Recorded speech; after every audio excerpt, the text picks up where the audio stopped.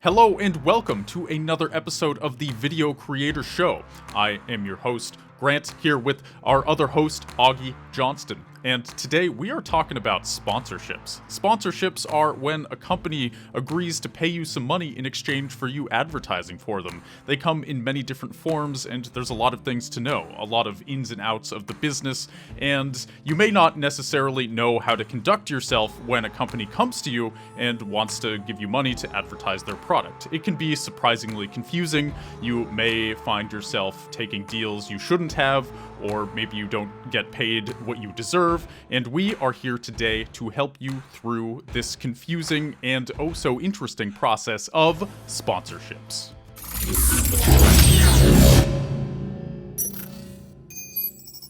So first things first when it comes to sponsorships, this is kind of a mid-tier YouTuber topic. You probably won't get many emails from sponsors until you start hitting about 50,000 views a video. That seems to be about the threshold when you'll start getting actual legitimate emails from companies that want to give you money.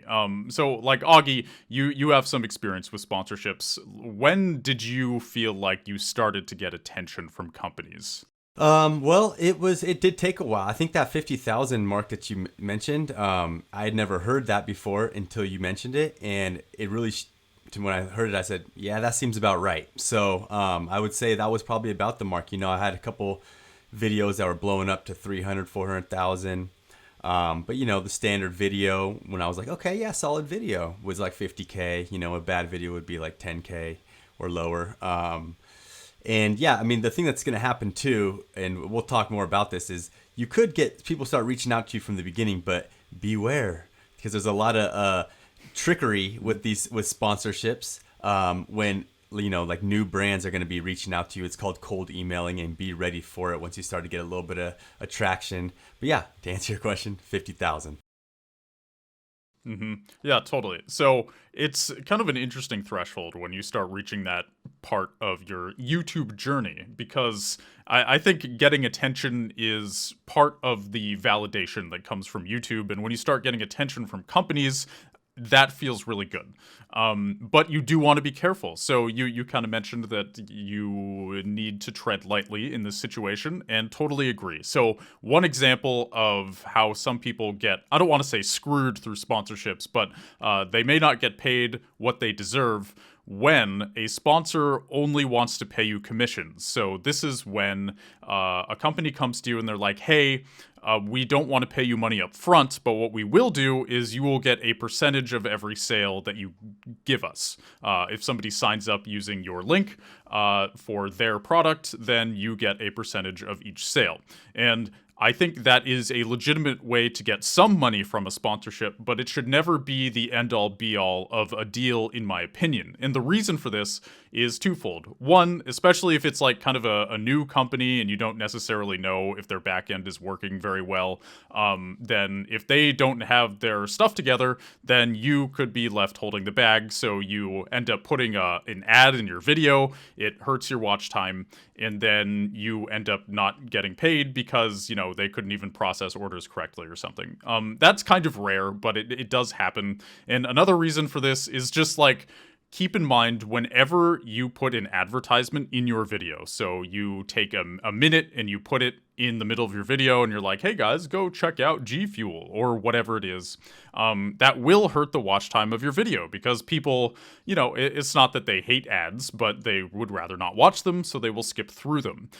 So keep in mind that you should get paid up front always, because you are always going to be, to some extent, hurting your content when you put an ad in it. And, you know, I don't want to be dramatic about this and say it's going to hurt your video, but it's you need to be careful with watch time, because as we know, YouTube depends on watch time. Watch time is king. The more minutes your video racks up, the more views your video will get.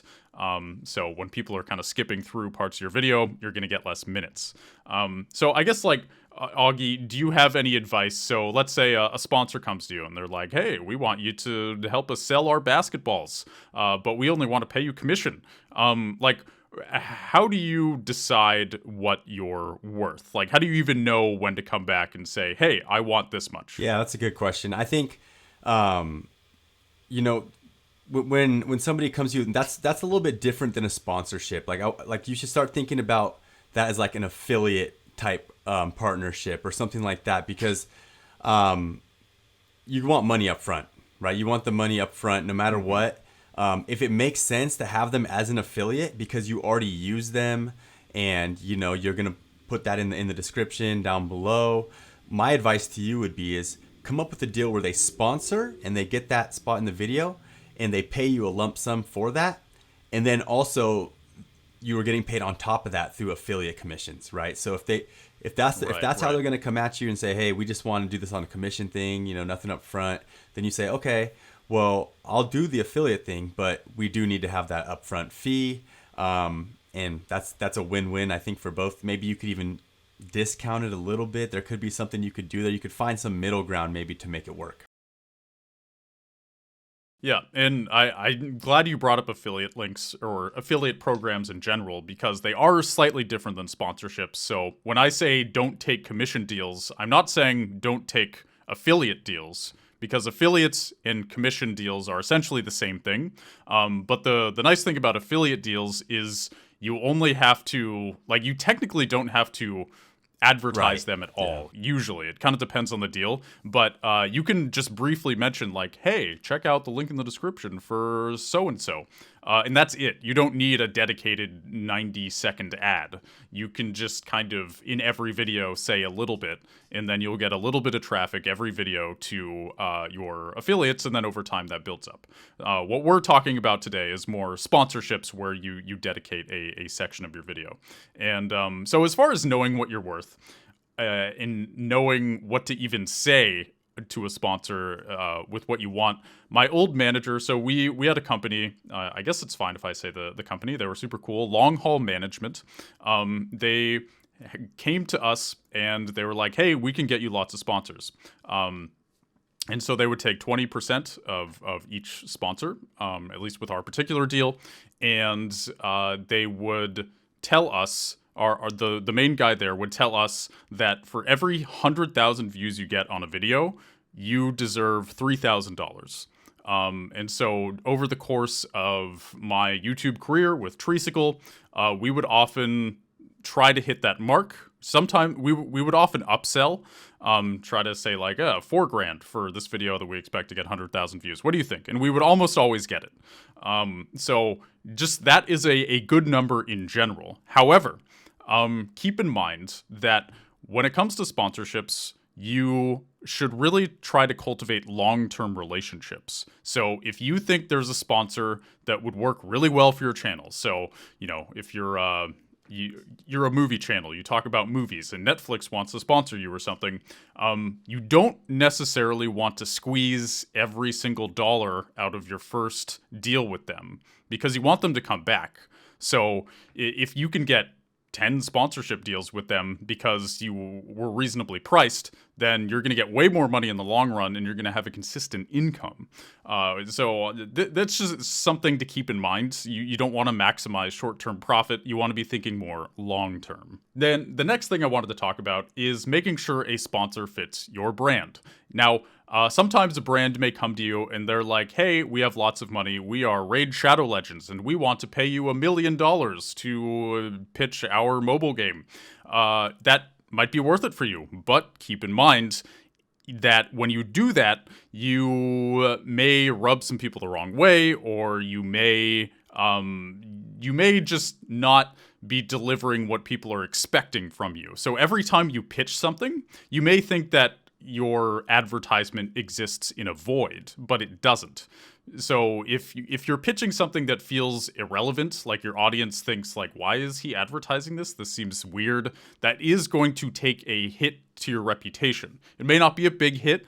I'm not saying it's going to be catastrophic. I'm just saying over time, if you keep doing these deals, you will be making money, but you may kind of be rubbing your audience in a certain direction without realizing it. Yeah, I think, I want to say something on that too, because it could be catastrophic. It could be a big deal if you mess it up, because there's nowadays so many like illegitimate sponsors where they're just really cash grabs. They're just trying to get to your audience and get them on the website. Like imagine, like with crypto nowadays, people are pitching all these fake crypto coins and stuff like that. Not fake ones, but just trash ones.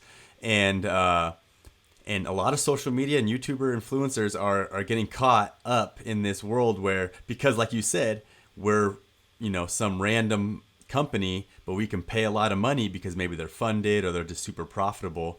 And so you're like, oh yeah, that's the most everyone's ever offered me. And then you end up pitching something to your audience that's almost like unethical. So you do got to be aware of that one.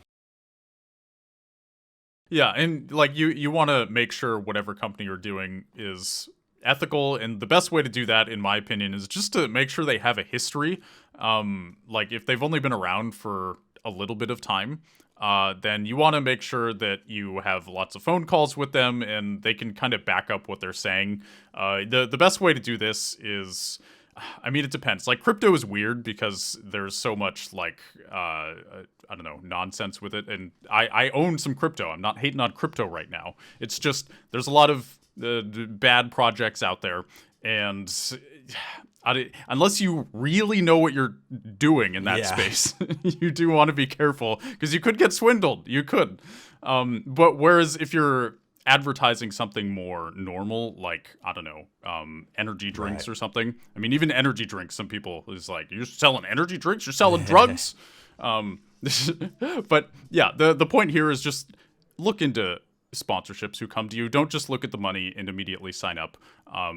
Bad things could happen, and you never know. They may not even pay you if they're not a reputable company. You want to make sure these are people who have worked with YouTubers before and who you can trust, who have a good product, and that it's going to work with your audience. And all this stuff is important because sponsorships, in my opinion, they're one of the best ways to get paid on YouTube. Like, they're a lot of money up front, so kind of contrasting sponsorships with affiliate programs or with YouTube ad revenue, I would say they're more, I mean, you just get more bang for your buck. Again, they can hurt your watch time, but it's nice to if you get like 2 sponsorships in a month, and let's say you release 2 videos, they each get 100,000 views, and you get $3,000 for each of those. I mean, that's $6,000 in 1 month, and these are big paydays that you can get. So you just want to make sure that you have your stuff together in this realm. So Augie, we were talking a little before the podcast. You said you had a network that you were with that would get you sponsorships. Like, how did that work exactly? Yeah, so if you don't know what a network is, it's hard to explain. I mean, it's like a overarching thing where they partner with a bunch of different YouTubers or creators. They help them basically get brand deals, sponsorships, that kind of stuff. They take a percentage of your affiliate, or not your affiliate, your AdSense revenue. And I think the one that I was with was taking, I think, started off at 20% of my AdSense revenue, and then within a year we had it lowered down to 10%, just through negotiating and stuff. And they also offer like the reason I joined this one is I wanted to try to get collaborations with other people that were also under their network. My network was called The Whistle, and it had a lot of sports people under it. Dude Perfect was one of the names that got me excited. And when I had joined, they had like 5 people in their network, and it was like Dude Perfect, another huge person that's in the basketball world on YouTube at the time. I can't remember who exactly. I think it was Shot Science, maybe Shot Mechanics, but all these big ones, with Dude Perfect being the biggest one. So I was like, man, I'm in. Like, let's do this. Like, I'm going to be amongst these other people. Never really used it for collaborations, but they did get me sponsorships. So the first one that they got me, and it was nice because I didn't have to really negotiate too much. I'm sure that they were probably scraping off the top. I don't even know. But like you said, my sponsorships were about $3,000 each. And I also got like some free gear and stuff too. But mostly I partnered with Wilson Basketball. I partnered with Nike to do a shoe review video and a whole bunch of, That's awesome. And then also with like a basketball, like a smart ball. Like, so there's these basketballs that track your dribbling, track your shooting. They're pretty not common nowadays, but you see them all the time. But this is like the first one. And yeah, they were all probably about $3,000 deals, and they worked out quite nicely. And I felt like that 10% that I was giving to The Whistle made up for it just because, I probably could have got sponsorships myself, but I wasn't really trying to do that. I wasn't focused on it. But now I know that sponsorships can be a huge part of your total income. And, I watched a video, I think even yesterday, where someone was making $300,000 a year on YouTube, and I think they made $100,000 in AdSense and $100,000 in sponsorships. And so that's huge right there. And then they had other income as well. So yeah, that's my experience. And I like that you brought up companies giving you products, and obviously you're getting money on top of that. But one thing that you will find is some companies will only want to pay you in product. And I think at the very beginning of your YouTube career, if your channel's relatively small, let's say you're getting 10,000 views a month or something, even 5,000. And some company is like, hey, we want to give you a $300 gaming chair. It might be worth it for you at the time. But keep in mind that kind of once you start to feel like you've hit that mid-tier YouTuber level, you should absolutely be getting paid, and you should never only be getting product, pretty much no matter what the product is, unless it's like super expensive and it's super nice and totally worth it. Unless it's overtly obvious that this product is worth it and you don't need any money on top of it, you should always be getting paid. I think there's a certain amount of, what's the word, like appeal to getting free stuff. And especially if it's a company like Nike, like you saying you worked with Nike. A lot of people, I think, if Nike approached you and they just wanted to give you free stuff, people would get so excited they might just say yes. But you should remember that YouTube is also a business, and it's good to be excited, but you should also be smart, you should be wise, and you should know your worth. Yeah. So another big part of sponsorships is negotiating when the advertisement is going to be in your video. So in the earlier days of YouTube, it was a lot more common to have post-roll sponsorships. So that's at the end of the video, you have an advertisement. And maybe in like the first 5 seconds, you would have, this video is sponsored by blah bitty blah. Stay tuned to the end of this video for more information.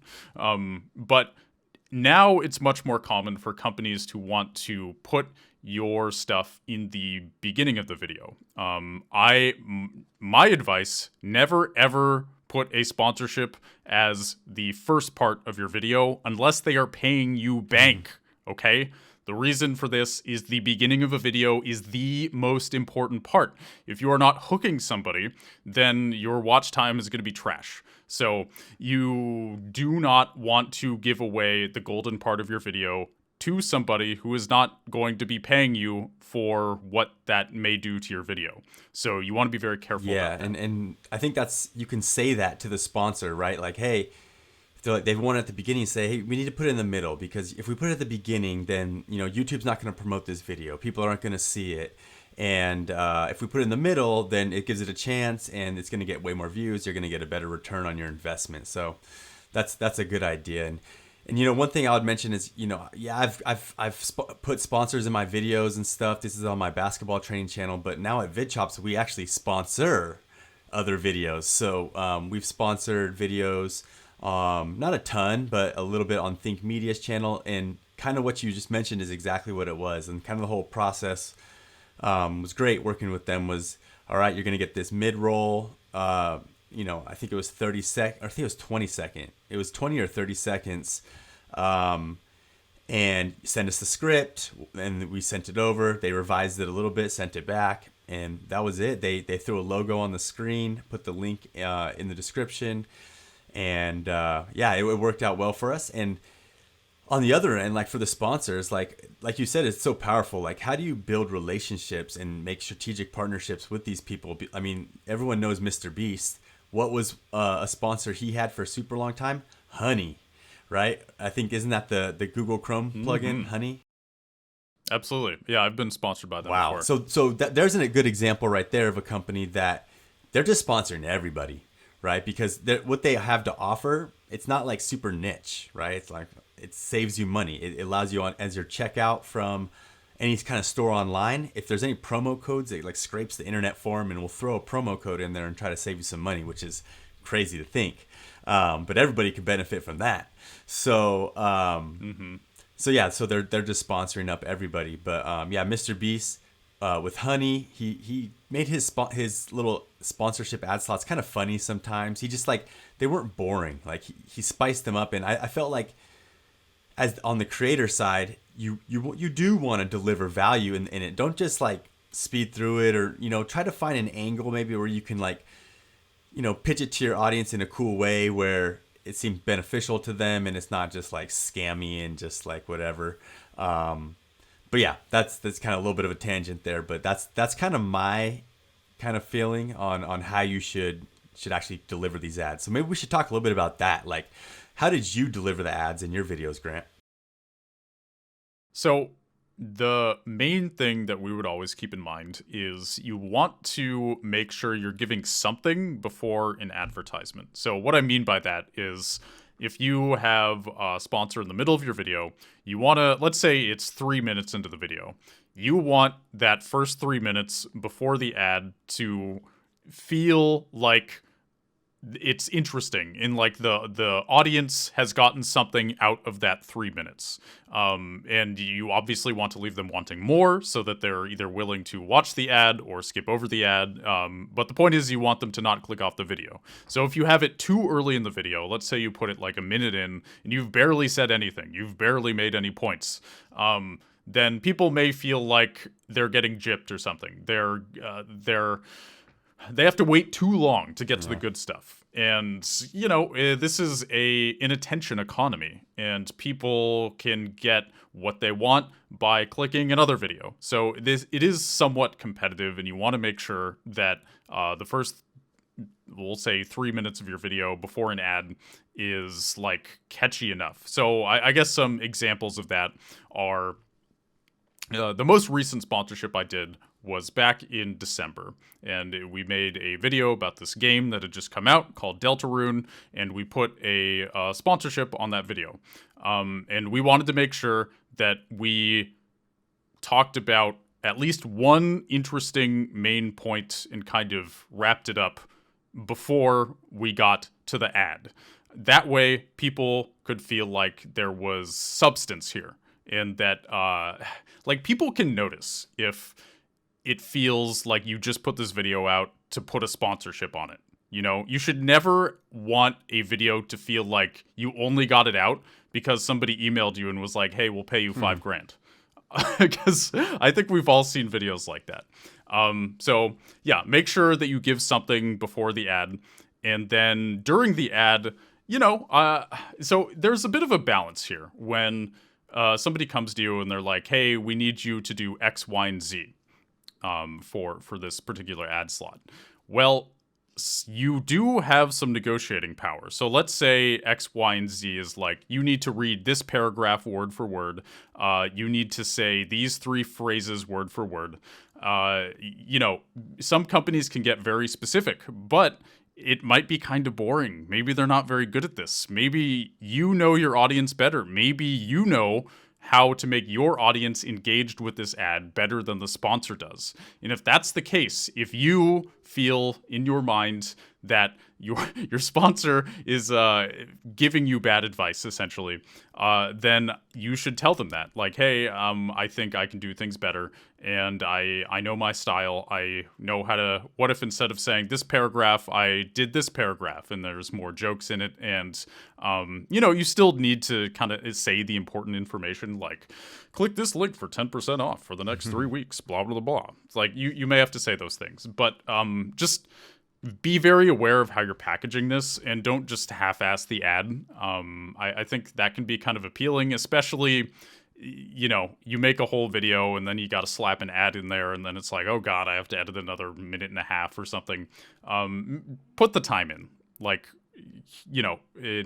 if if you can make it feel like an entertaining video in and of itself with that sponsorship, then all the better. Especially if you're someone who gets a reputation for having hilarious commercials in your videos. Like Internet Historian is a great example of this. I watch all of his ads. Like he had an advertisement for Raycon earbuds. So they're like wireless earbuds. And his ad was he like shows this animation of a father and son walking down the street, and it's like a hilarious, silly, meme animation. And then his dad is wearing wired earbuds, and the wires get caught on a tree branch and rip his dad's head off. That's pretty good. And then, so the son grows up traumatized. If only his father had had Raycon wireless earbuds. And it was hilarious. It was so funny. So, get creative with it, and you can keep people's attention. And I think Internet Historian is an outlier. It's easier said than done to have an ad that is interesting in and of itself. But, you got to be careful. So, like, Augie, are there any examples you can think of where you felt like you spiced up an ad and, like, it was entertaining in and of itself? That's a tough one. I mean, I know that when I did deliver the ad parts, I mean, one of mine was actually a review, right? So for the Nike, it was the new Nike Kyrie shoes coming out. So I did a review on them, and that was basically the ad. I didn't have any kind of pitch in there. It was literally just the review. It was the sponsorship, and I did definitely make a great video, and I made sure that it was one that was going to get a lot of views. And like you said, it did not feel so much like an ad, but just did a great job highlighting these new shoes. And like we said earlier, you want to build that long-lasting relationship. So that's kind of the main reason you want to put effort in. If they're going to watch the ad, right? Somebody on their team is going to watch it, and he's going to review it, and he's going to be like, if he says that was awesome, then that's going to be more dollars in your pocket. If he's kind of like, should I ask for a revision? Just let it go. It's whatever. We just won't work with them in the future. Then yeah, you're not going to get that money in the future. And as far as like the time up to your ad, right? We're talking about that. We all know the way. We've all seen it before. Like it's like the climax of something. But first, a word from our sponsor, right? And so like I think that's a great strategy because we want to like keep watch time, and we're really concerned about the dip with sponsorships. Oh, I won't take any sponsorships. Like no, at some point you need to start taking sponsorships if you want to go full time, and just make sure they don't. You might be worried they're gonna hurt your videos, but try that out. Climax. But first, a word from our sponsors, and we've all heard that. I think as viewers and stuff, like when we hear that, we're like, an ad. But we're like, okay, we know it's an ad real quick. All right, we're going to be kind of like, wait for it. All right, it's over, and then keep it going. So what do you think about that? I think that's great. I think you said it better than I did. So when I say like give something before an ad, I think your strategy is more specific and it's tried and true. So I even say if you give too much before an ad, and people feel like there was a sense of closure, then they may not want to keep watching. Like maybe they got enough. They feel like they had their experience with your video and they're done with it. But when you have the building up, word from our sponsor, then you've left it on a cliffhanger, and it's that can be very valuable. Yeah, sure. And even just you saying that and then saying, and now a word from our sponsor. I feel like I've heard that like at least 10,000 times in my life. Yeah, and so we talked a little bit earlier before we close this one out. We talked a little earlier about scams. Have you ever been approached with anything that you thought was maybe a scam or anything like that? Because I mean, this sponsorship world kind of is the wild, wild west, right? You can get somebody's YouTube email right off their YouTube channel, and you could send them an email and pitch them anything. Have you ever ran into that? So this scam, I'm not 100% sure it was a scam because I didn't end up taking it. It wasn't a sponsorship. So what happened was this company they were supposedly building an app that would conglomerate like all of your income streams and kind of give you a useful readout. That's what they told us. So you'd essentially be able to understand your YouTube finances better. Something like that.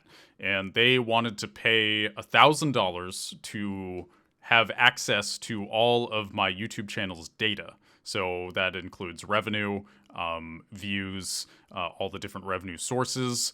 And apparently, though, the word got around, and I learned that there were people doing what these people were doing, which was trying to get access to people's YouTube channels and essentially hack them. And I don't know what they would do exactly, but maybe delete your channel or just hack it and have some stupid live stream advertising fake cryptocurrency on your channel. Something like that. I never took it, so I don't know if what they were doing was legit, but it was kind of scary. And you do want to be careful, especially some companies may want access to your channel in a weird way. I would say if any company wants access to your YouTube channel and you don't have a history with them, if you can't verify who they are. So that was one thing about this company was all they had was a splash page. They didn't have there was no history with them. It was just kind of like I had to take this guy's word for what they were saying. So yeah, that's kind of the closest. I don't think there was any super sketchy sponsorships that we took or almost took. But I think there's many different ways to monetize, and you do want to be careful for sure. Yeah, I mean that actually does sound like it could have been a scam, like a real scam. And I guess when I asked the question, I guess scam isn't really the right word that I'm thinking.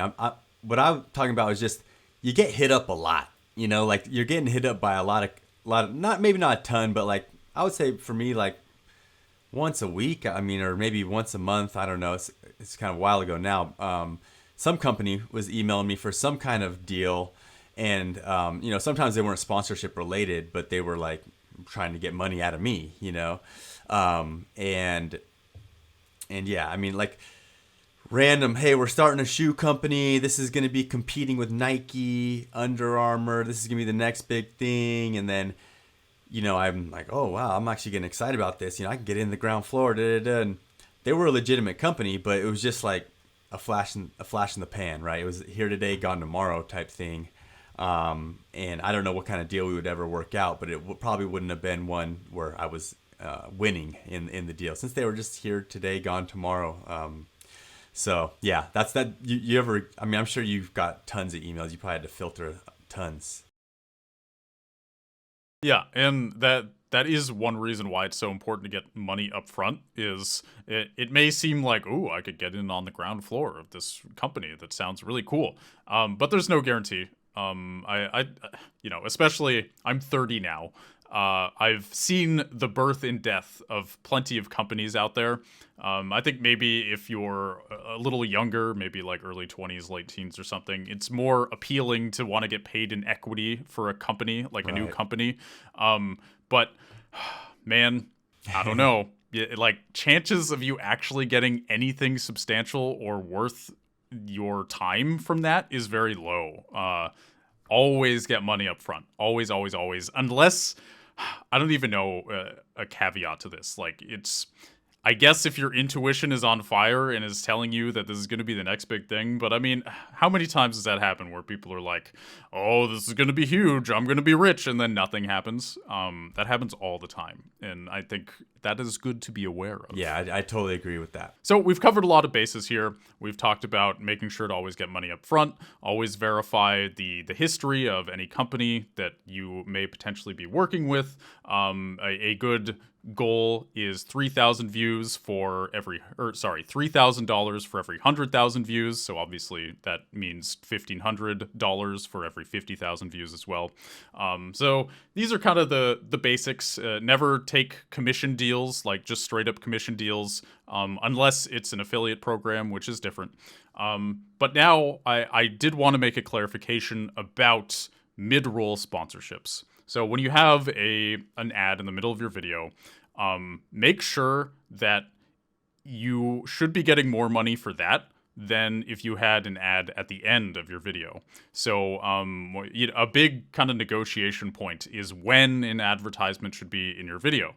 An option for you, if you don't want to have an ad in the middle of your video for whatever reason, a good reason for this is you think this video has the chance to blow up and it has a chance to do super well.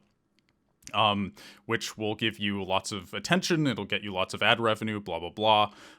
You may not want to have a sponsor in the middle of your video because that's going to hurt your watch time and it's going to hurt this video's chances of exploding to the moon. So what you may want to do is come back to the sponsor and be like, hey, we really like your product. We really want to pitch your stuff.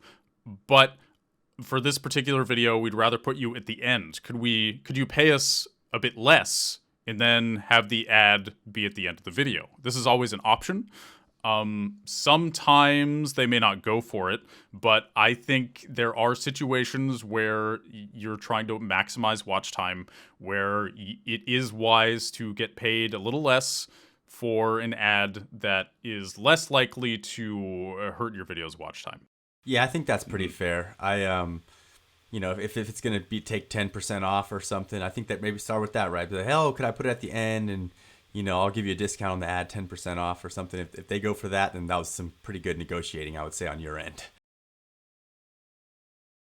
Yeah, and then I guess, like, negotiation basics. Maybe we should have started with this, but always ask for more than you think you'll get, because chances are they know it's too much, so then they're going to bump it down. And then, if you ask for exactly what you want, then they're probably going to bump it down from there. So you always want to start a bit higher. That's kind of negotiating 101, but just something to keep in mind. So hopefully now you feel more comfortable with the weird world of sponsorships. It always is, it can be jarring to have a company that is somehow inserted into your artistic expression. But don't worry, lots of people do this. It is totally legitimate.